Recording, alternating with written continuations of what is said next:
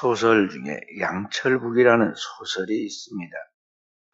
영화로도 나왔는데 이 양철북이라는 소설에 보면 소년 오스카라는 주인공이 나옵니다. 이 오스카는 어릴 때 그 어른들이 살아가는 그 삶의 모습을 보면서 참으로 잘못된 타락한 그 모습에 실망을 합니다. 그래서 나는 어른이 안 돼야겠다. 그렇게 생각을 합니다. 더 이상 어른으로 자라고 싶지 않다. 그렇게 생각해서 자기 스스로를 다락방의 계단에서 굴러 떨어져 버립니다. 그래서 그의 몸이 더 이상 성장하지 못하게 되죠. 그 몸 전체 기능이 성장판이 닫히고 이제 아이의 그 왜소한 모습으로 남아있게 됩니다. 나이를 먹어가니까 어른처럼 말과 생각을 하긴 하지만 몸은 어린아이의 몸이 되어서 양철북을 치는 사람으로 그렇게 살아갑니다. 오늘 우리들의 모습이 이 시대에 영적으로 성장하지 못한 기행아처럼 이렇게 살아서는 안 되겠습니다. 오늘 우리가 믿고 신앙생활 이후부터 이제 우리는 점점 영적 성장을 통해서 주님이 우리에게 바라는 건 뭐냐면 그리스도 예수의 장성한 분량에 충만한 데까지 우리가 자라고 그렇게 나가기를 원하십니다. 다시 말해서 우리가 주님을 믿는다고 할 때 그리스도 예수를 그 믿는 것과 지식에 대한 분야, 아는 것, 그것도 역시 우리의 믿음의 내용을 말하는 것입니다. 이런 모든 것들이 하나의 인격을 이루어 예수 그리스도가 그 키와 지혜가 자라가며 하나님과 사람 앞에 사랑스러워 가시고 말씀이 육신이 되신 그리스도가 세상 천하 만민들을 구원하는 하나님의 아들로서의 사명을 감당한 것까지 오늘 우리가 그와 같은 영적 성장을 통해서 이 시대 주님의 영광을 드러내는 열매를 맺는 종들로 성장해야 하겠다는 것입니다. 그런데 이것은 하루아침에 되는 것이 아닙니다.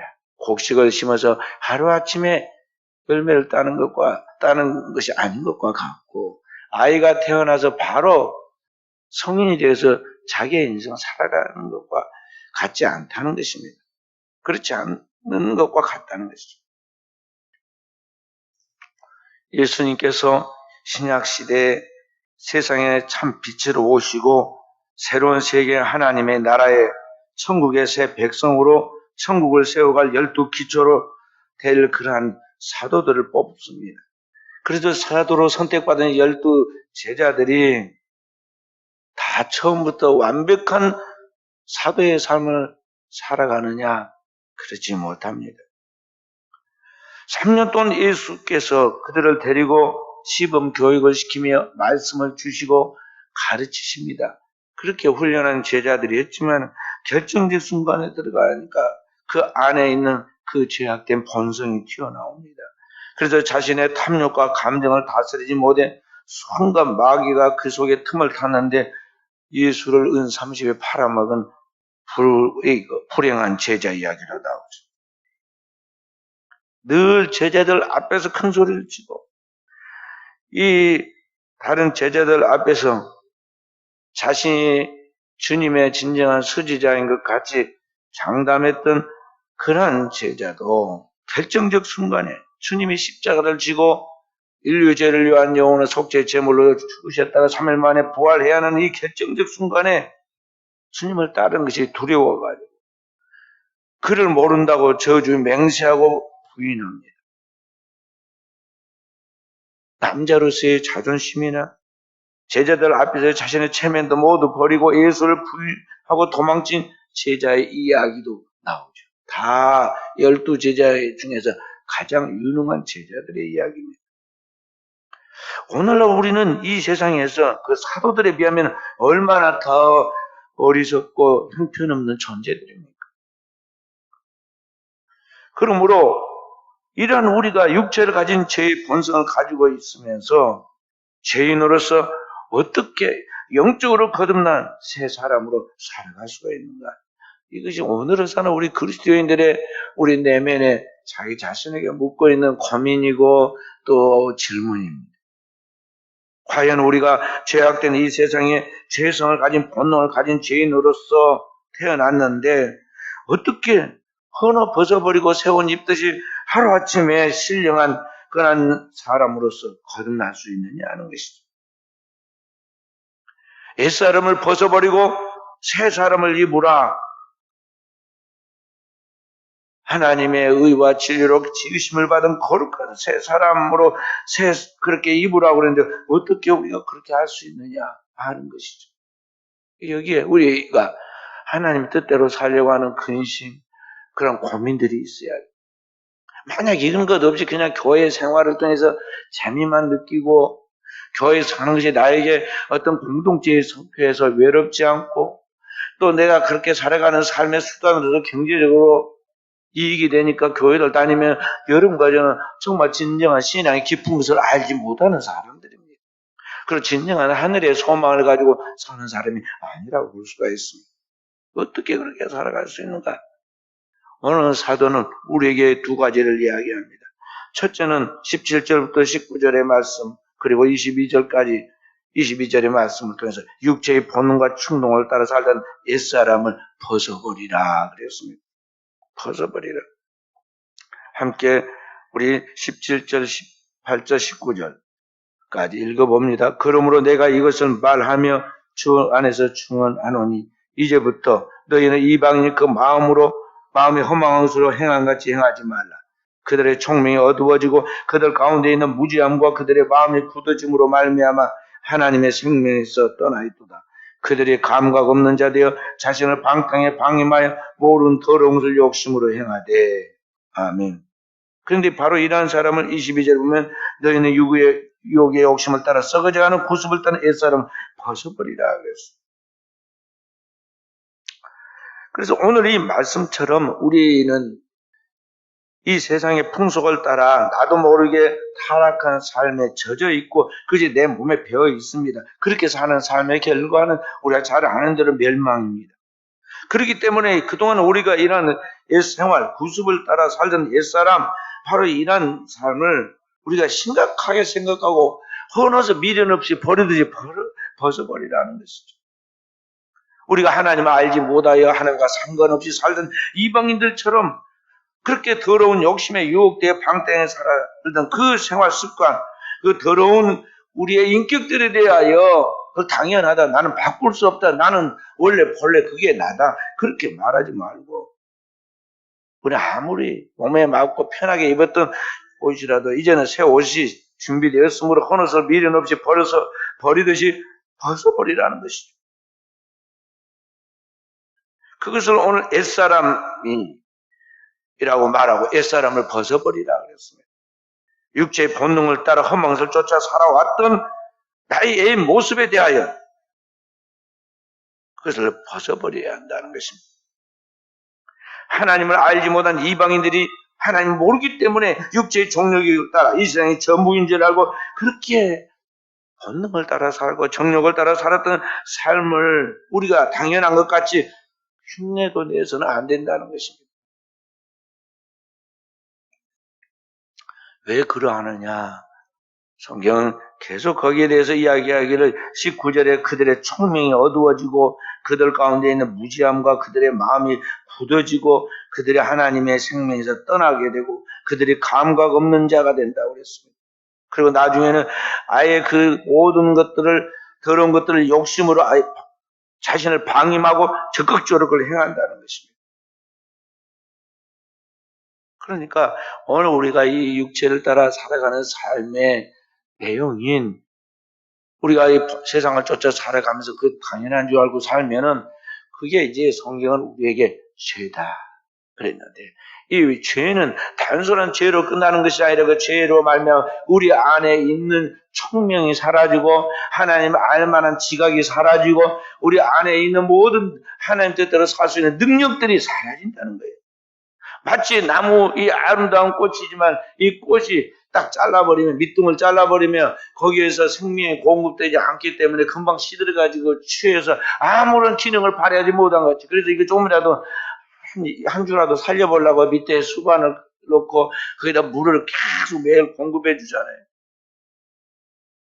제가 목양실에서 보면 우리 교회 집사님이 꼭 고정해 놓고는 하루에 한두 번은 꼭 와보더라고요. 와서 막 정성껏 뭔가 살피고 물을 붓고 그걸 갑니다.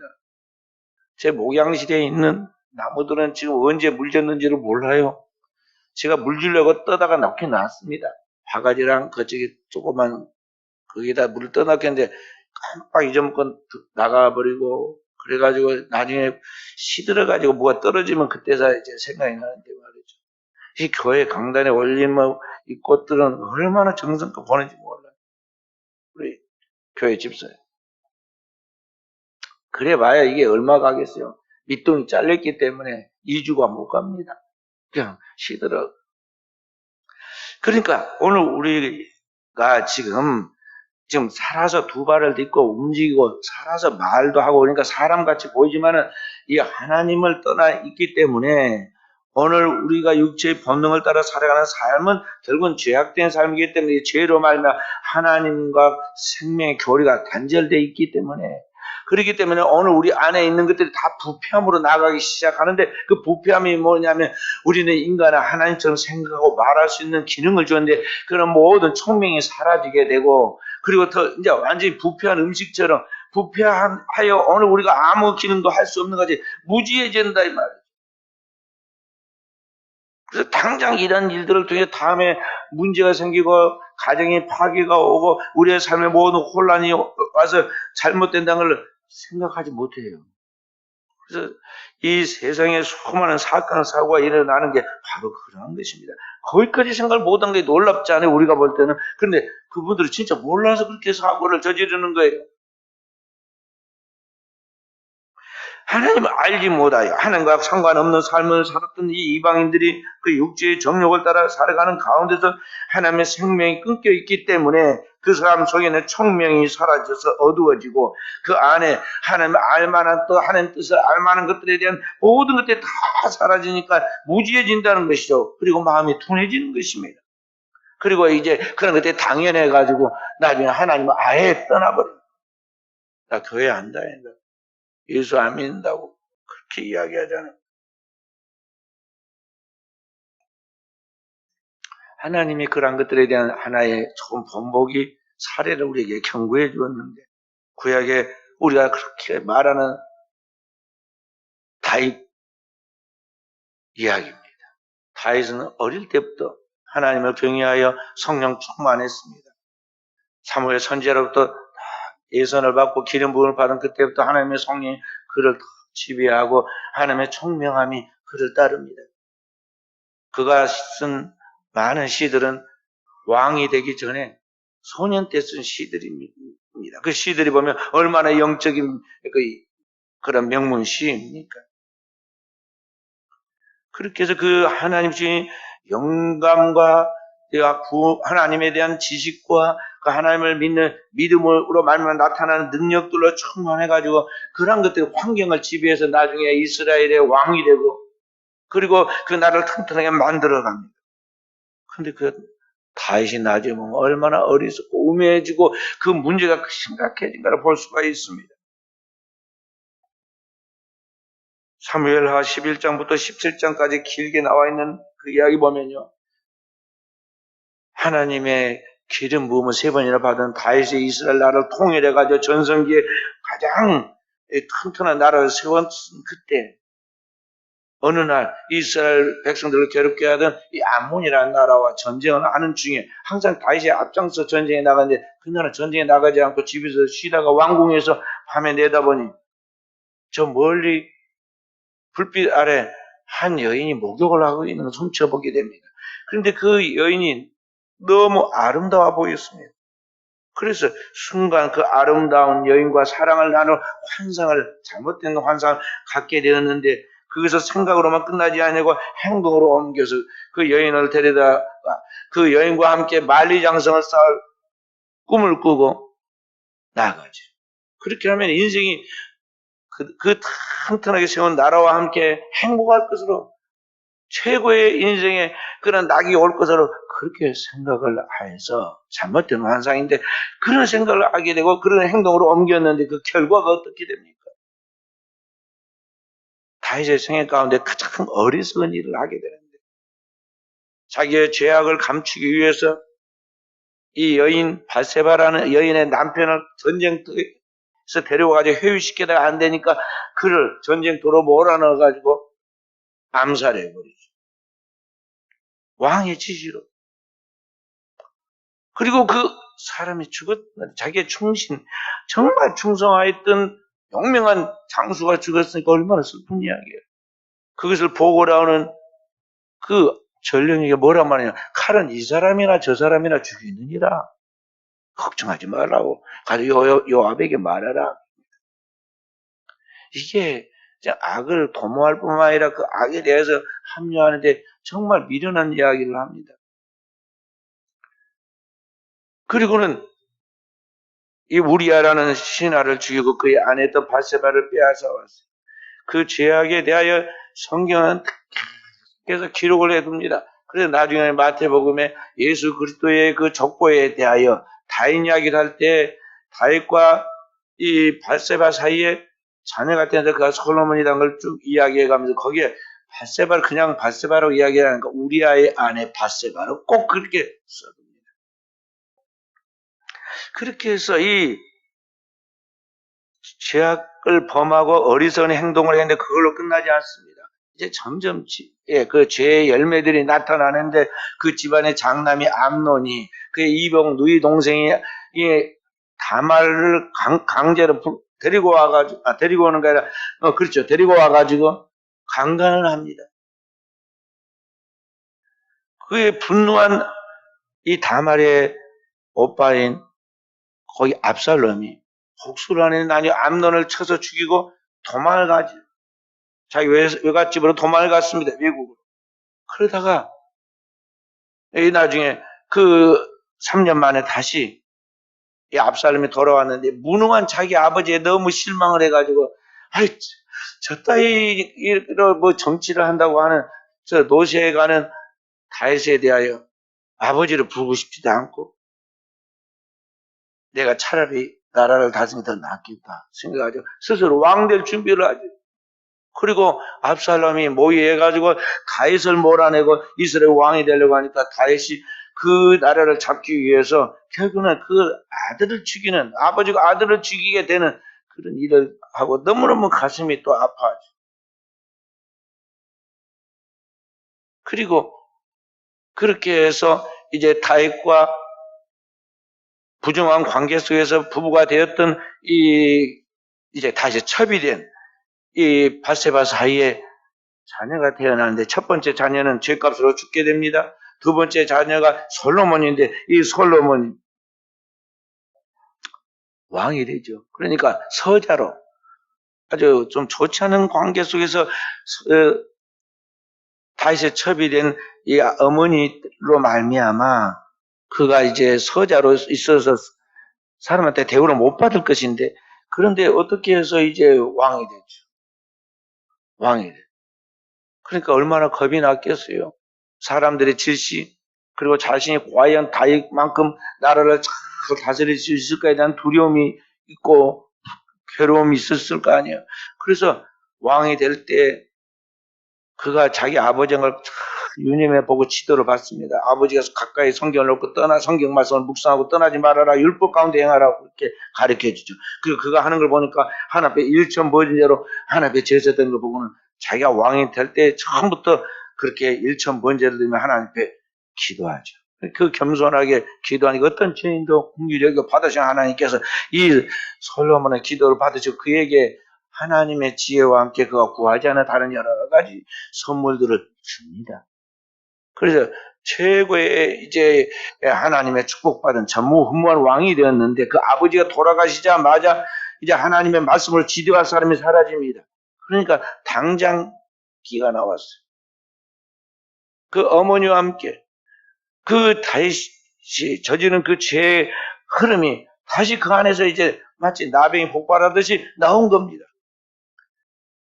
그래서 자기 아버지가 그렇게 엄중하게 이야기를 했고 이방 혼인 결혼하면 안 된다고 그랬는데 이 솔로몬은 주변에 있는 모든 나라의 부족들, 왕들, 이렇게 이제 정략적 결혼을 통해서 화친을 도모하는 그러한 풍조였기 때문에 그 부인, 그 자녀, 주변의 나라의 그 왕들의 그 자녀들과 결혼하게 되죠.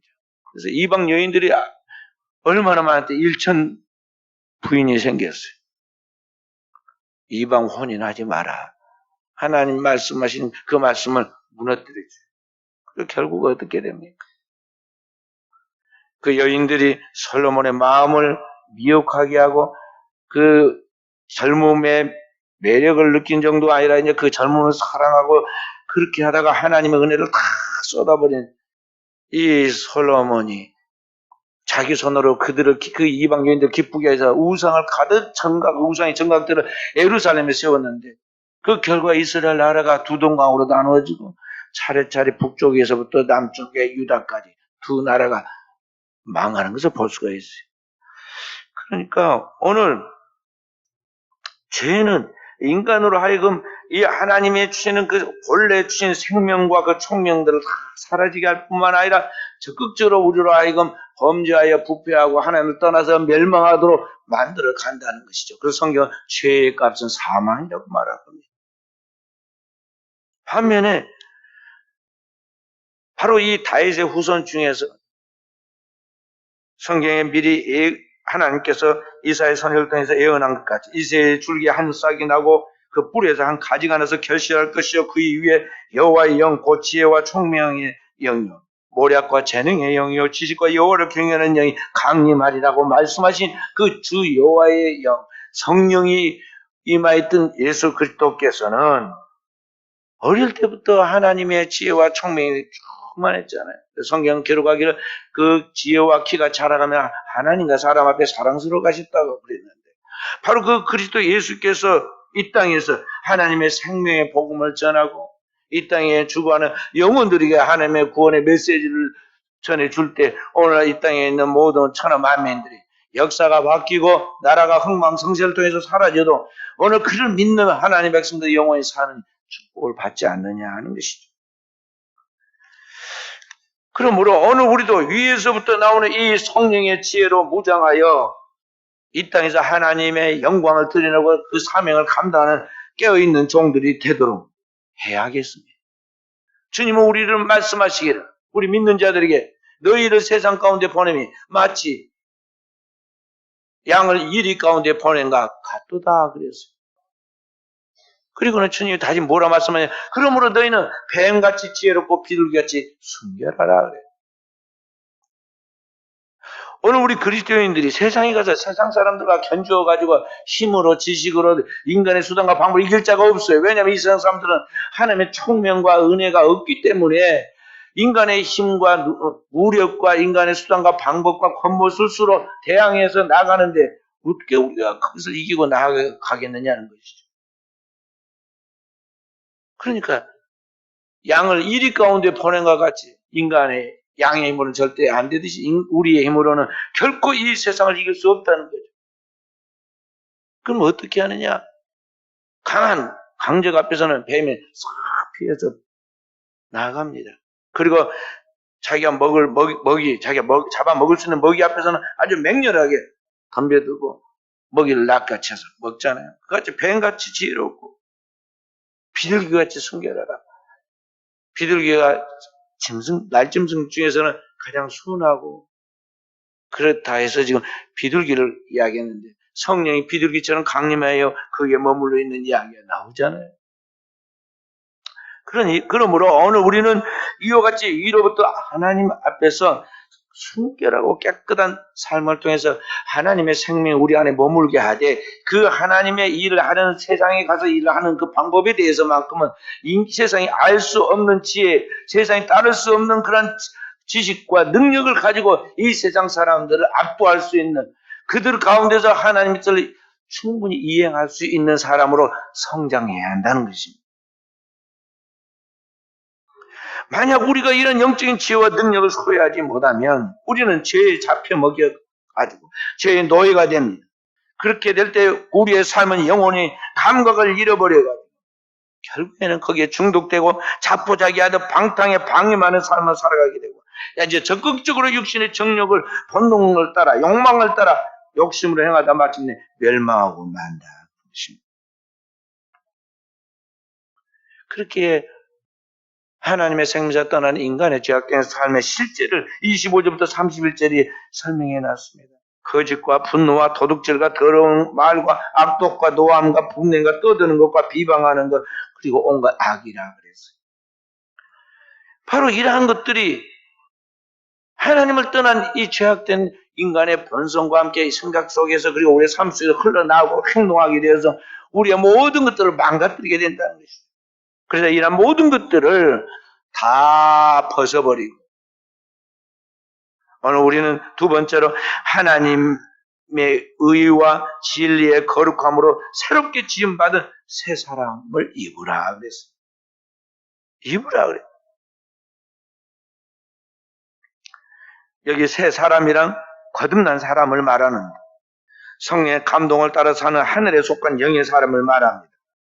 다시 말해서 예수 그리스도의 십자가 위에 나의 죄악된 본성을 다 십자가에 못 박아버리고, 나의 옛사람을 못 박아버리고, 오늘 그리스도의 십자가 보혈로서 오늘 우리를 거듭나게 하고 성령으로 새롭게 만들어진 그러한 내면의 신의 성품을 가진 자로서, 그렇게 지음받은 자로서 부활의 새 생명을 가진 새 사람으로 성령을 쫓아 살아가는 삶을 오늘 새 사람이라고 말하는 것입니다. 그래서 성경은 성령을 쫓아 행하라.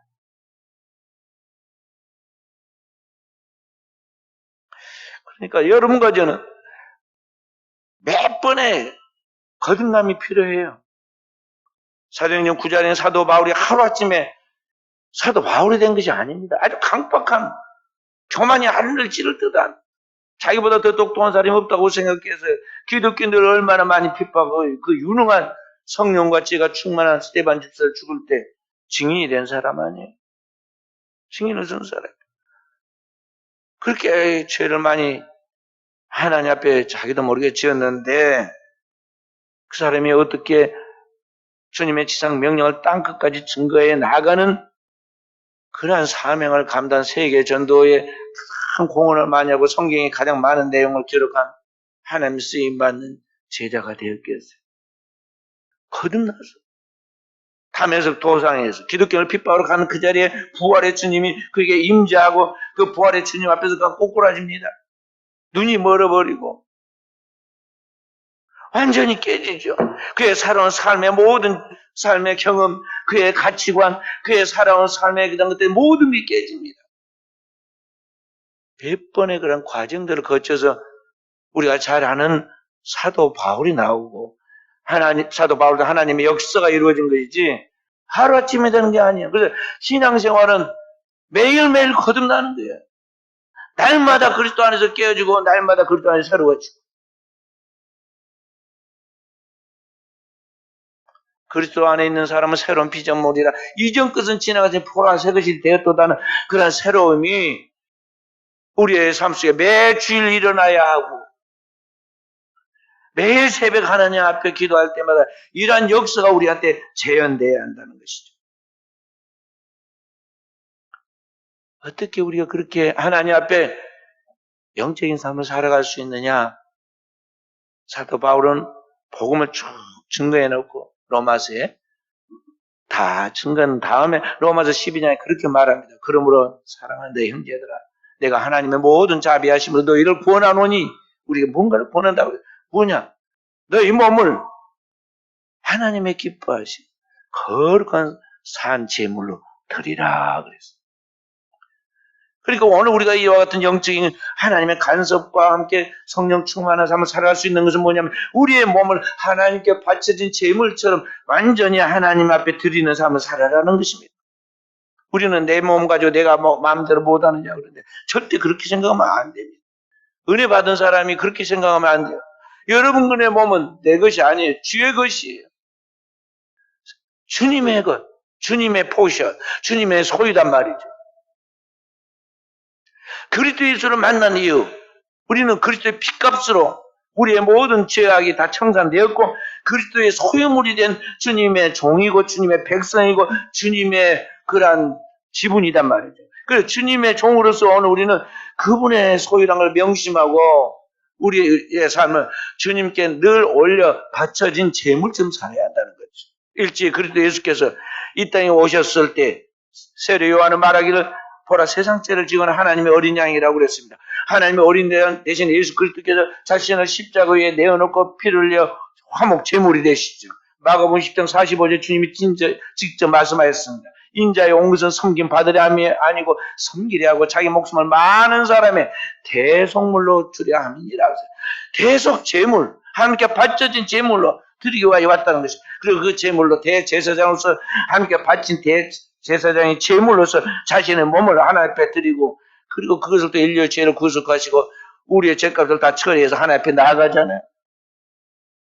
이와 같이 우리의 몸을 하나님 앞에 바쳐진 제물처럼 날마다 주 앞에 드리는 삶을 살아야 한다는 거죠.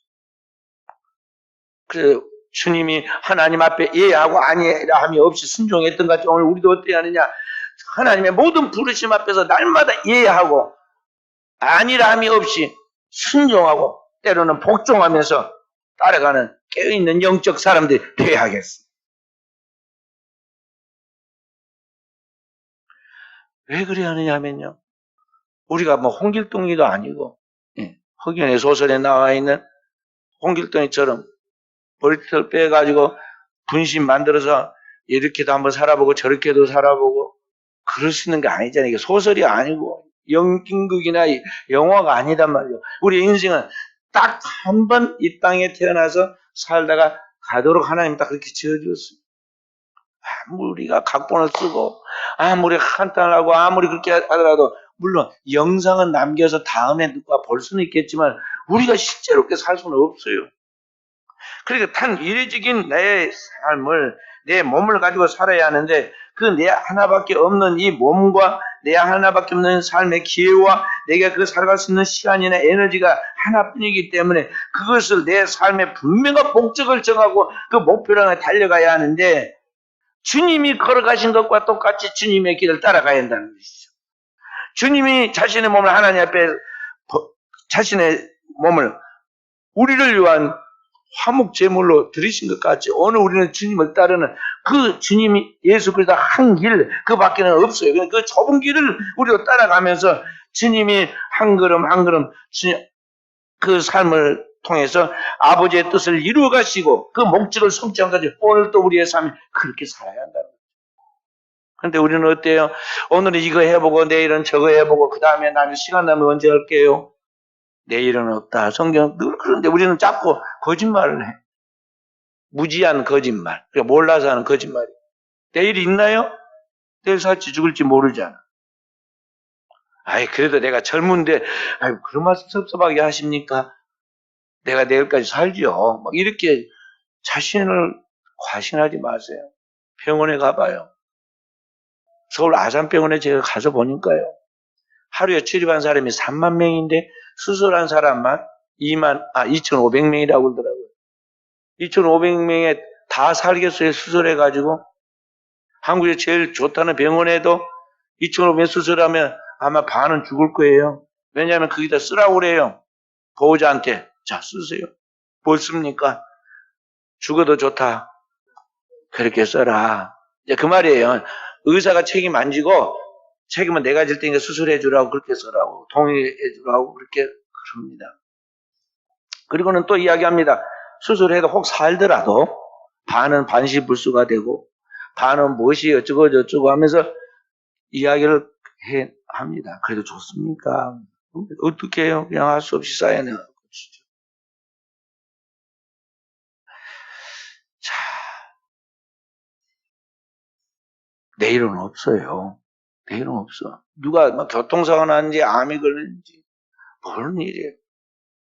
제가 제 집사람하고 제가 가르쳤던 청년이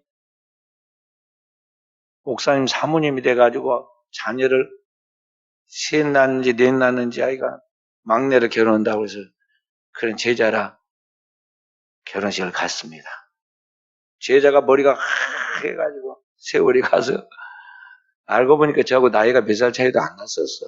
청년이지만. 그 당시에 그래, 그 결혼식을 딱 끝마치고 나오려고 하는데, 같은 시절에 있는 목사님 한 분이 와서 인사를 하고, 또 나갈 때 또 만났죠. 내가 얼마나 둔한지, 그냥 사람이니까 서로 또 반갑게 인사를 하고, 만나서 반가워해서 그냥 그랬지만은, 나는 그분이 그냥 원래 그 모습 그대로인 줄 알았어요. 근데 우리 집 사람이 그런 거예요. 아, 목사님 왜 이렇게 몸이 빠졌냐고. 내가 보니까 똑같은 것 같은데. 아이고, 사모님 예리하시네요. 10kg가 빠졌습니다. 10kg 빠진 나는 모르겠더라고. 그래, 왜 그랬느냐 했더니, 담석이 걸려가지고, 돌이 10개가 들어있더래요. 그래, 얼굴이 완전히 노랗게 되고, 온몸이 노랗게 되고, 황달이 와가지고, 죽을 뻔했는데, 수술해갖고 지금 사는 것이 하나님의 은혜다고 그래요. 보세요. 인생이 살았다 할 것이 없어요. 살아있는 것 같지만 실상은 죽은 자예요. 왜냐하면 하나님의 생명이 끊겨 있는 우리는 이미 죽음이 예정되어 있기 때문에 그러하다는 거죠. 그리고 오늘 하루를 진짜 잘 살아야 돼. 하나님이 내게 주신 이 몸, 내 몸이 더 늙어가고 더 이제 두 발을 걷기 힘들고 내 총명함이 사라져서 이제는 이제 제대로 기능 발휘를 못하고 내 언어로 말을 할 수 없는 때가 온단 말이죠. 그러니까 이 하나의 생명을 가지고 내 몸을 가지고 주님의 대로 바짝 쫓아가되 주님이 원하시는 하나님이 기뻐하는 삶을 쫓아서 살아가도록 오늘 우리가 우리 자신의 자기 관리를 하라는 것입니다. 히브리서 3장 1절에 이렇게 말씀합니다. 그러므로 함께 하늘의 부르심을 받은 거룩한 형제들아 우리가 믿는 도리의 사도이시며 대제사장인 예수를 깊이 생각하라. 거기에 모든 답이 있다는 것이죠. 주님의 이 땅에 사셨던 33년에 그 육체로 살던 그 모습을 보면 말 못하는 짐승도 예수님 앞에 딱 복종해서 듣습니다. 낙이 예수님이 오라니까 와가지고 타고 예루살렘 입성한 거 보세요. 공중의 새도 그리고 식물인 들판의 풀도 다 그 앞에 복종을 합니다. 무생물인 산 위의 돌들이나 바람과 그리고 파도까지도 다 복종하잖아요. 주님께서 풍랑이는 바다를 향하여 바람아 잔잔하라 파도에 고요하라니 바람이 잔잔하고 고요하기를 주님이 타신 배가 다 끝나가기까지 그렇게 했다고 그러잖아요. 그런데 오늘을 사는 주님의 자녀라는 우리가 그리스도의 진정한 종으로서 제자로서 그 백성으로서 우리 주님을 모시고 살아갈 때 만약 그와 같은 복종을 하지 않고 살아간다면 오늘 어떻게 되겠습니까? 주님의 경고를 무시하고 옛부터 내 몸에 배인 자신의 죄의 습성을 버리지 못하고 여전히 내 고집과 욕망을 따라 내 혈기를 따라 내 멋대로 살아간다면 그 종말이 어떠하겠느냐 하는 것이죠. 우리는 늘 생각하면서 역사의 주인은 내가 아니라 주님이시다는 것. 역사의 이 주인공은 내가 아니라 우리 주님이시다는 것. 나는 주님이 타고 운행하여 나아가는 주님의 나귀와 같은 거예요. 주님만이 영광을 받으셔야 하고 세상과 나는 다 죽고 내 야성도 내 본성도 다 죽고 오직 주님만이 끝까지 나를 통해서 드러나도록 제 영광이 드러나도록 해야 하겠습니다. 사도 바울은 빌립보서 1장 20절에 그랬습니다. 나의 간절한 기대와 소망을 따라 아무 일에든지 부끄러워하지 아니하고 지금도 전과 같이 온전히 담대하여 살든지 죽든지 내 몸에서 그리스도가 존귀케 되려 함이라 그랬습니다. 그렇게 하니까 유럽의 3차 전도여행도 하고 다 전도하고 교회도 세우고 그리고 로마까지도 보고 마는데 중요한 사명을 감당하고 불꽃같이 하나님 앞에 쓰임받다가 선교해서 하나님 앞에 가서 그 흔적들이 그의 기록 하나님과 교통하여 교회들에게 주는 메시지들이 오늘의 우리의 선교에 대해서 우리가 그 말씀을 따라가잖아요. 그래서 오늘 우리 사랑하는 성들은 바로 우리 주님 앞에서 이와 같은 깨어있는 영적인 사람으로 살아갈 수 있도록 우리 하나님 앞에 날마다 우리 자신을 주님 앞에 쳐서 복종시키는 삶을 살아가는 종들이 되어야겠습니다. 말씀과 기도로 자신을 자기의 영혼을 관리하고 자기의 몸을 관리하고 자신을 그리스도의 형상과 모양으로 자라고 완성되기까지 우리는 거룩한 목표를 향하여 달려가야겠다는 것이죠. 오늘도 깨어있는 우리 사람 모든 성도들에게 이와 같은 주님의 형상이 이루어지고 주님이 칭찬하는 하나님의 사람으로 완성된 거룩한 성화가 이루어질 수 있기를 우리 주님의 이름으로 축원드립니다.